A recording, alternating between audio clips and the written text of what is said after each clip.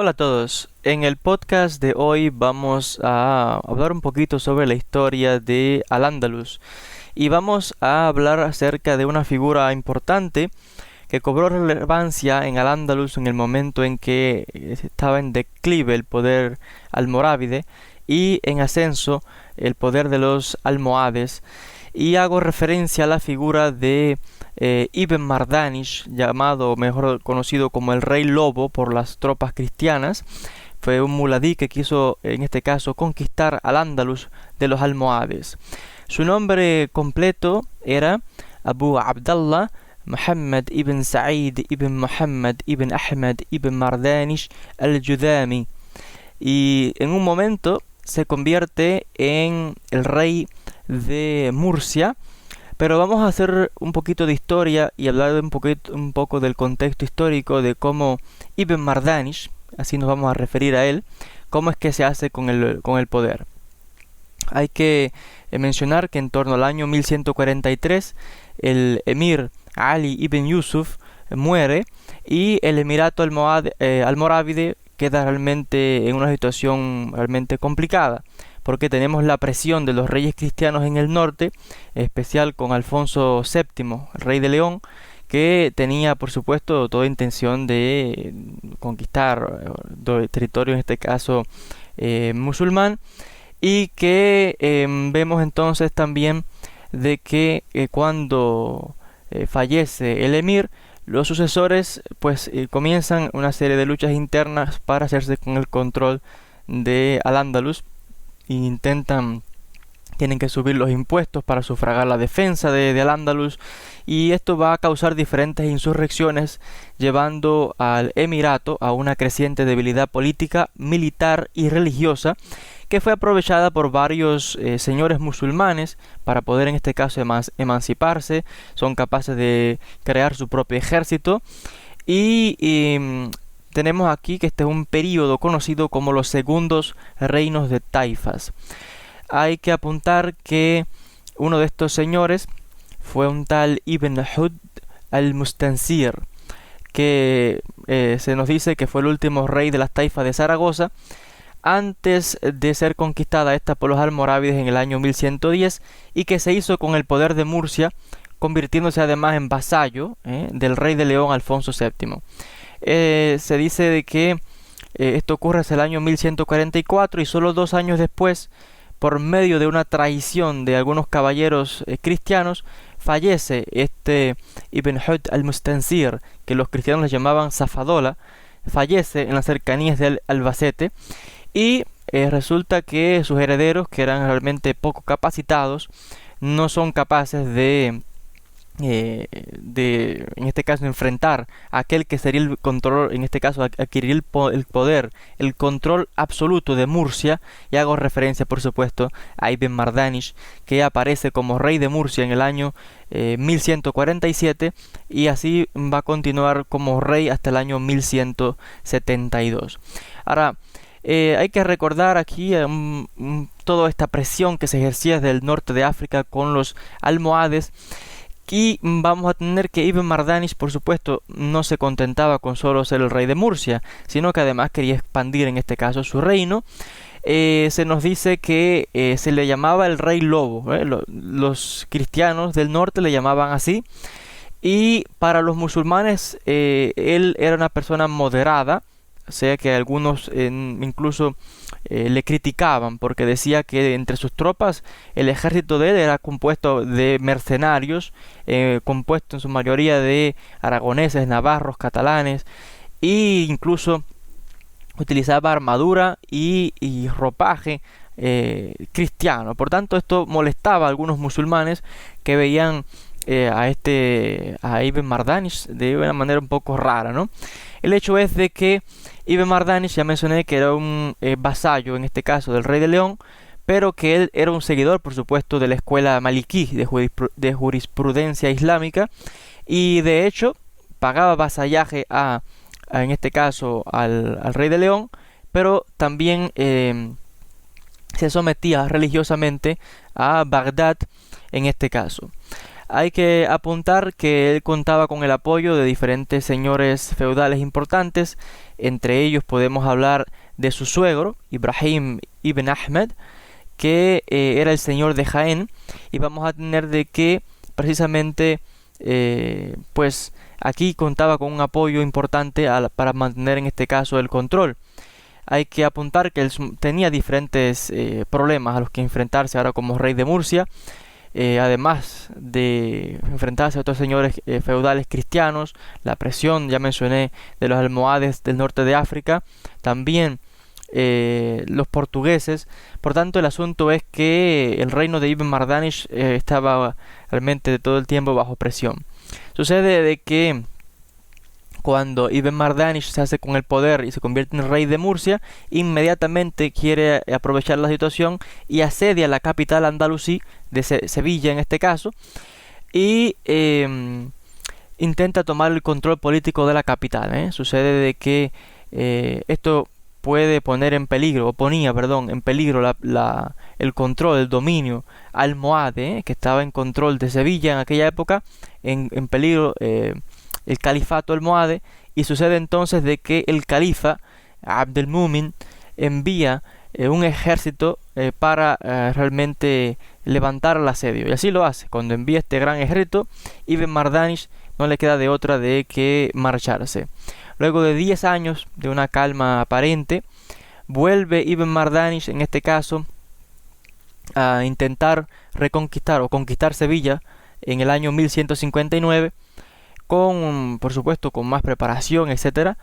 Pero, y de hecho se nos dice que contó con la ayuda de su suegro Ibrahim ibn Ahmed y de algunos ejércitos cristianos que también pues le ayudan en este caso, y al parecer son capaces de conquistar algunas ciudades importantes. Intentan por supuesto nuevamente asediar Córdoba en este caso y Sevilla, otra vez la capital. Sucede que el califa nuevamente vuelve a enviar tropas, hago referencia al califa en este caso almohade, Abd al-Mumin, vuelve a enviar tropas y un ejército otra vez todavía más grande que el anterior. Y cuando el rey lobo, en este caso Ibn Mardanish, ve aquello, no le queda de otra que retirarse nuevamente, esperando por nuevas oportunidades para lograr el control. 2 años después, en el año 1161, pues vuelve otra vez, en este caso, vuelve a ocurrir otro encontronazo, porque en este caso entre los mozárabes y los magrebíes, que tuvo como escenario las capitales andalusí, la capital andalusí en este caso de Granada, donde con la ayuda de la población, entre ellos judíos que habían sido perseguidos por los almohades y musulmanes descontentos con el califato, resulta ser de que en este caso son capaces de lograr un asedio, en especial en cuanto a la zona de la Alhambra o Alhamra, como el nombre en árabe correcto. Y este asedio dura cerca de 1 año. El califa almohade no le queda otro remedio que enviar en este caso a sus propios hijos para reconquistar la ciudad, y todo esto mientras él se preparaba, ¿no?, con un gran ejército que quería de una vez acabar con la insurgencia de este tal Ibn Mardanish. Sucede que hay diferentes fuentes, por supuesto, árabes, que nos hablan de los números que los investigadores creen que son números exagerados, ¿no?, de las tropas que tenía este califa. Se habla de 300.000 jinetes, 400 barcos, miles de voluntarios. Bueno, realmente una cifra realmente un poco exagerada en este caso, pero el asunto es que muestra de que sea como fuese, si era tan grande o un poco más inferior, era un número grande de todas maneras. Por tanto, la intención en este caso del califa no solamente era reconquistar los territorios perdidos, sino que al parecer quería expandir en este caso, imperio, y quería además llegar incluso hasta más allá de las fronteras cristianas. Por tanto, era importante apuntar este hecho. Sucede que en mayo del año 1163, cuando el califa Abd al-Mumin está en estos preparativos, fallece. Y aquello como que la campana salvó en este caso a Ibn Mardanish, y sucede que el hijo del califa Abu Yaqub Yusuf estaba en Sevilla en aquellos momentos y decide marcharse al norte de África, en este caso, para tomar control del califato. Y sucede entonces que esto como que detiene aquella invasión por el momento. Ibn Mardanish cae en un momento de declive porque al final todo el mundo se vuelve contra él. Sucede de que había diferentes problemas internos entre los almohades. En el año 1164 Ibn Mardanish vuelve nuevamente a asediar Córdoba y Sevilla con nuevamente ejércitos mercenarios que les pagaban. Mayoritariamente eran cristianos y gente de todo tipo que venía, en este caso se alistaba en el ejército. Y sucede de que por aquel momento las tropas del nuevo califa Abu Yaqub están desembarcando desde el norte de África y precisamente vienen al frente también con los hermanos del nuevo califa, que están ahora dirigiendo nuevamente la expansión y el control en este caso.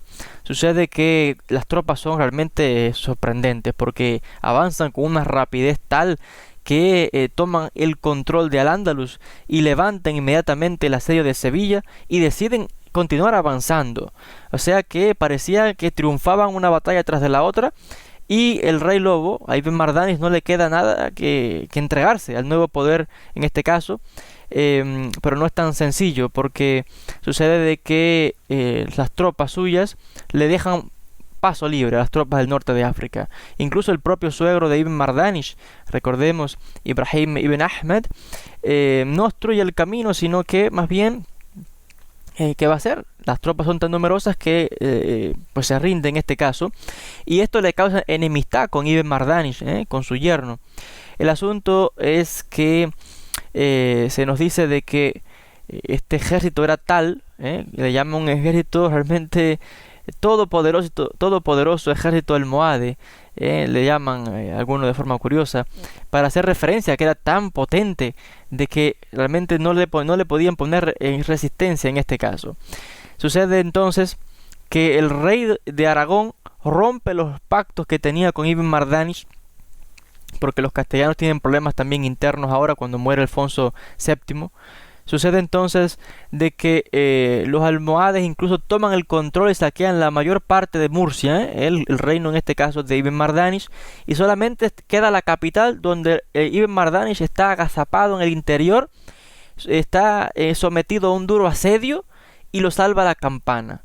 Y es que los portugueses atacan, y en este caso atacan posiciones importantes en Badajoz, y de esta manera como que se salva, casi que por poco. En el año 1169 los enemigos de Ibn Mardanish se siguen multiplicando.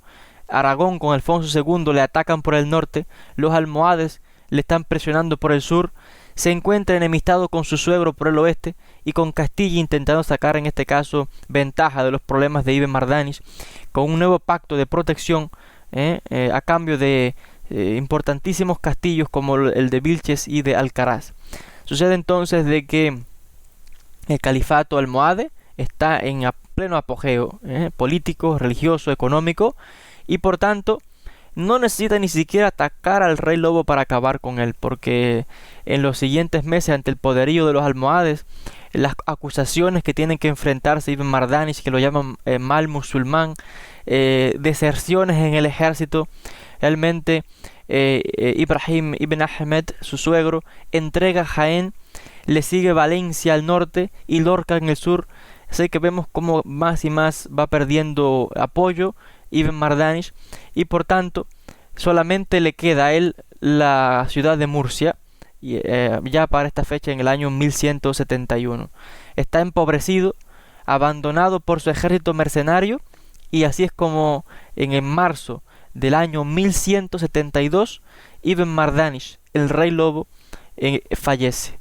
Y acto seguido, cuando él muere, sus hijos por supuesto toman el control de Murcia, pero inmediatamente la entregan a los almohades, porque no hay nada que hacer realmente ante aquella poderosa maquinaria militar, aquel califato que realmente se expande y toma un control tremendo, y que de hecho ha pasado a la historia como uno de los califatos más radicales realmente en la historia de Al-Ándalus.